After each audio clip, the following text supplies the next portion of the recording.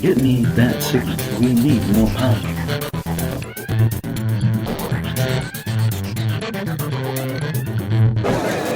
We're here at the Fantasy Flight Games booth at Gen Con, and we're talking once again with Anton Torres from Fantasy Flight Games.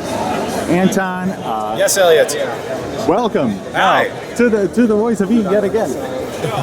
I would like to know, what has Fantasy Flight brought along here to Gen Con this year?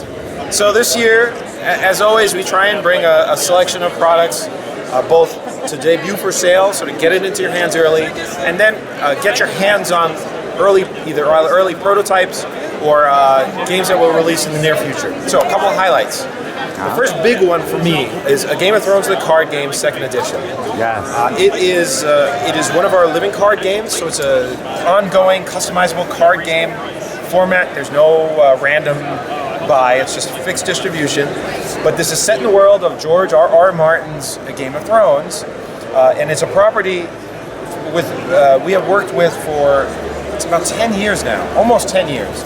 We were his first licensor long before it was an HBO, the apple of HBO's eye. And so with millions of new fans, we looked at this game that was nearly 10 years old and said, this is not a great entry point. Can we revisit and take everything we've learned about card games, about LCGs specifically, and look at the property, look at a Game of Thrones and sort of have a rebirth. If you've played before, it will be familiar, but spectacular new art, some mechanical refinements, and really sort of fulfilling the promise that we had 10 years ago, but little did we know. So awesome, and the response is huge. It is our biggest release. I just learned at Christian's and Flight Report, we sold out, which means with the number that we had brought, that it is the most successful launch at Gen Con ever.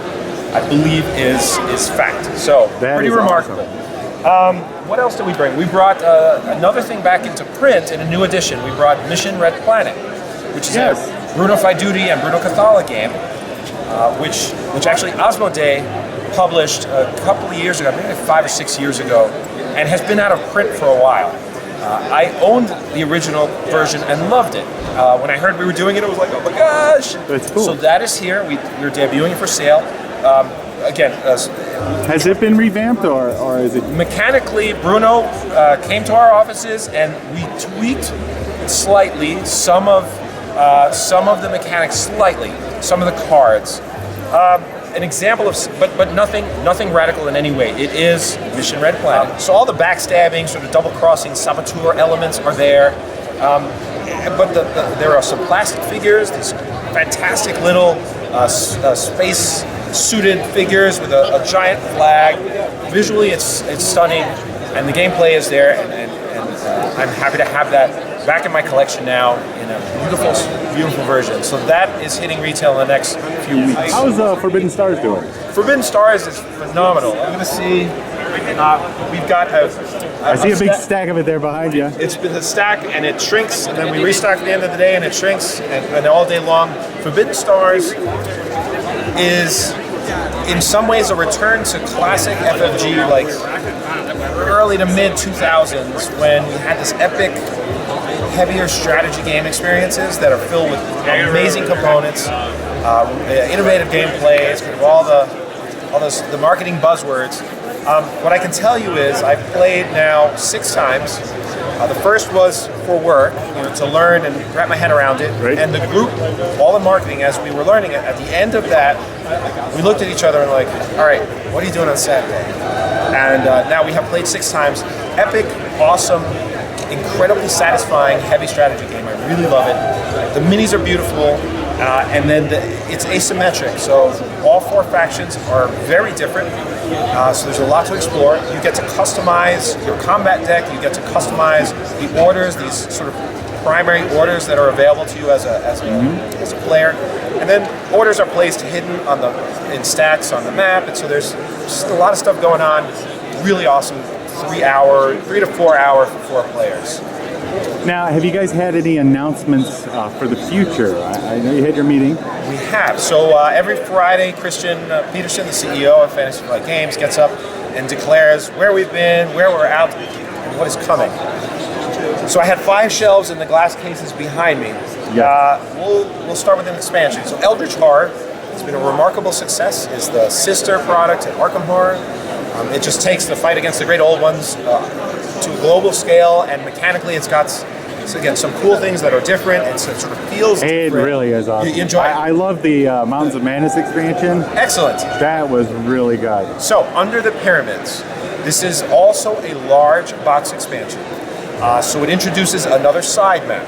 And something, again, over time, you learn. You learn from the past, you learn from your efforts from previous games, from other titles. And with Arkham Horror, we learned that after a certain number of expansions, it just grows to sometimes a challenging depth of content. Definitely. So Eldritch Horror has the Prelude cards, which is it essentially gamifies the inclusion of all of the expansions that you own. So there's a step before you start building your deck and sort of getting your maps out, and it establishes the prelude, literally the story before the game in which you will take part. So you're not going to be bogged down with 30, 40, 50 cards that may not even relate to the primary mechanics of whatever great old one you're fighting. It's a much more tightly considered. So we head to Egypt, lands of sands, to the pyramids. It's going to be amazing. So that's going to come late, maybe early November, late October, early November. So that's Under the Pyramid. Under the Pyramids. Awesome. What else do we do? We announced another expansion for Descent. So the Mists of Bilehall, and there are some figures in the case. They're spectacular, but in a nutshell, it's a small box expansion. So more content for Descent, which is a huge line, and it all mixes and matches. But this brings the undead into the game. So all sorts of horrific creatures, and when you see the minis, maybe you'll take B-roll. They're amazing. So I don't have anything more than just the resins in the case. That will be out later this year. Let's see. Let's go to some Star Wars properties. Yes. There were cheers with a number of these announcements. So, start with Star Wars Imperial Assault. Star Wars Adventures on a tabletop. 2 different modes of play, right? There's the campaign mode and there's the head-to-head skirmish modes. So 2 separate games in one box. Well, we just announced the first big box expansion for Imperial Assault, which means it is a campaign that is as deep and as long as the one in the core box. It's like a massive magnum opus. The box is called Return to Hoth. So, snowtroopers, banthas, Nice. all sorts of cool figures you will recognize. You are also in the case. In addition, Leia makes her first appearance in Star Wars Imperial Assault with what you know her from at the start of Empire Strikes Back when they are on Hoth. Awesome campaign, really amazing. Again, figures in the case, and that will come like winter of this year. XWing. XWing is another Star Wars product line. We've released here at the show, we've debuted for sale what we call Wave 7 of X-Wing. So it's 4 ships, 2 for Scum and Villainy. There's the Houndstooth, which is Bosk's, one of the original bounty hunters, Bosk's ship. It's a fantastic brown ship, teeth painted on the top.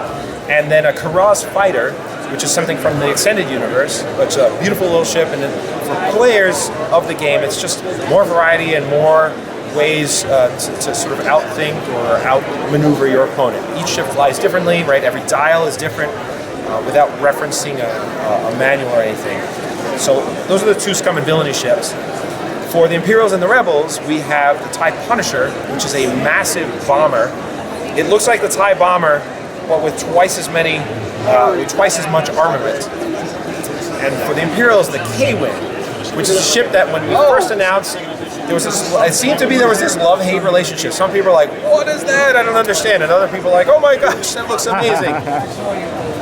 In the game, both of those ships take some existing weaponry, which are the sort of heavy armaments and like bombs and mines, and gives them there's all sorts of upgrades that sort of tie into those weapons.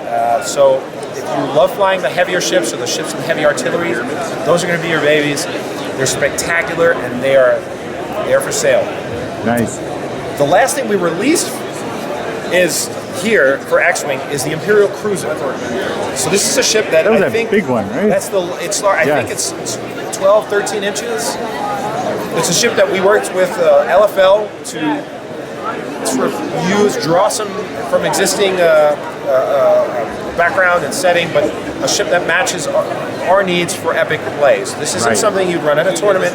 This is something you'd run in epic play, which is more narrative, larger table, more story driven.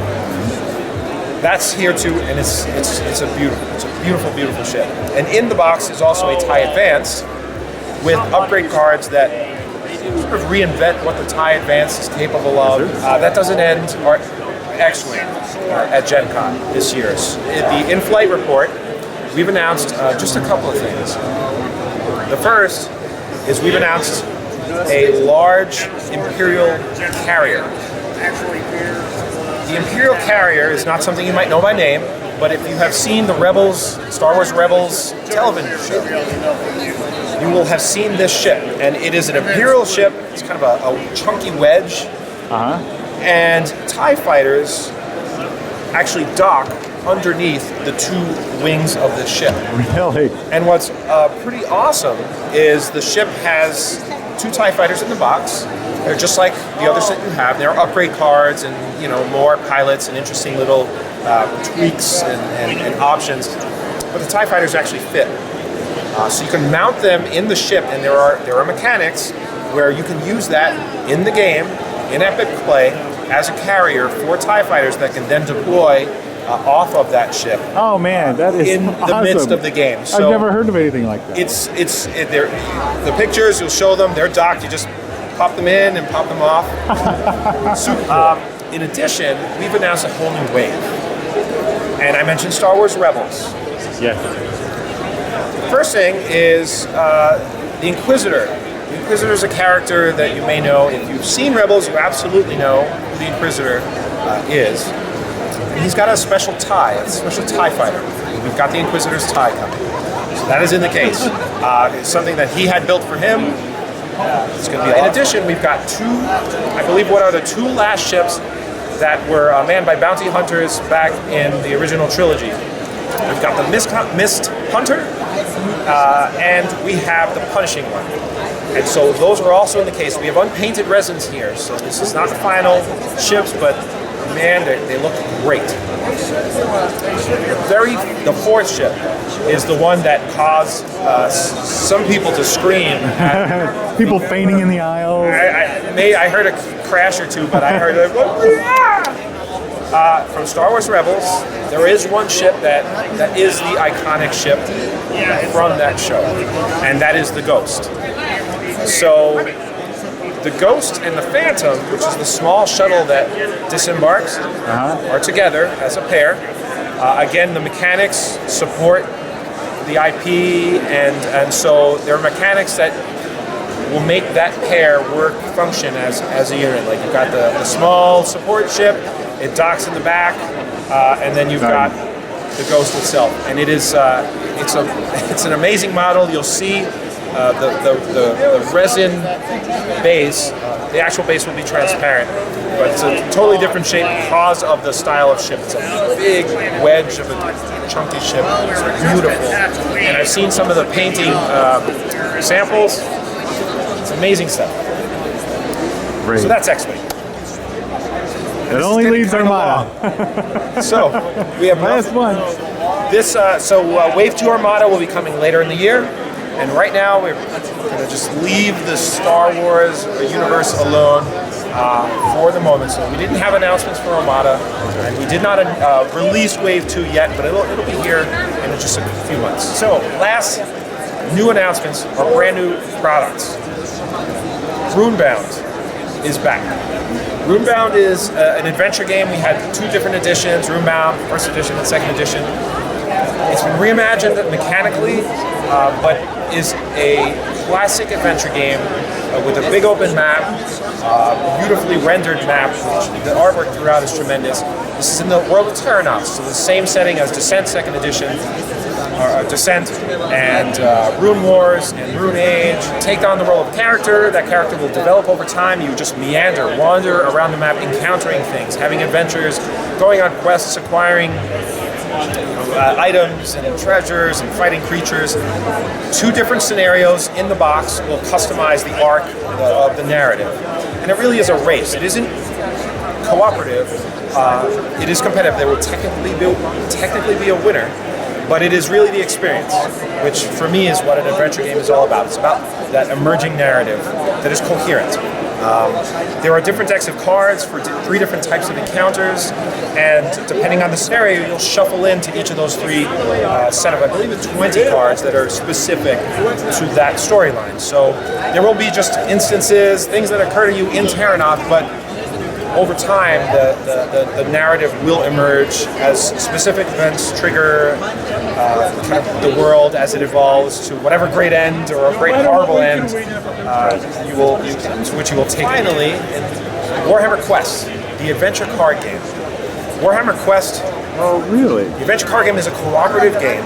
It's for 1 to 4 players, and set in the world of Games Workshop's Warhammer Fantasy, the old world setting. You take on a role either of a bright wizard or a priest or a dwarf ironbreaker or an elven archer. And what is unique is that you are working together, you are progressing through multiple quests that all are one full scenario. And each character has these 4 cards. They're 4 different actions. So you can attack, you can rest, you can aid, which is really to spend your turn assisting another player, or you can rest, or you can explore, which is how you progress through each location. It is how you work together using each of those actions that is really cool. It's a lot of fun. Sort of develop your character over time, but $39.95, small box, portable, cool stuff. That's interesting. Gen Con 2015. We're demoing those games here, so if you were at Gen Con, hopefully you played, and we'll be talking more about them over the coming months. Awesome. Anton, there's so much going on. Trim it down. I'm sorry. Thank you for so much time. All right, thank you, Anton, very much. We need that signal. We need more power.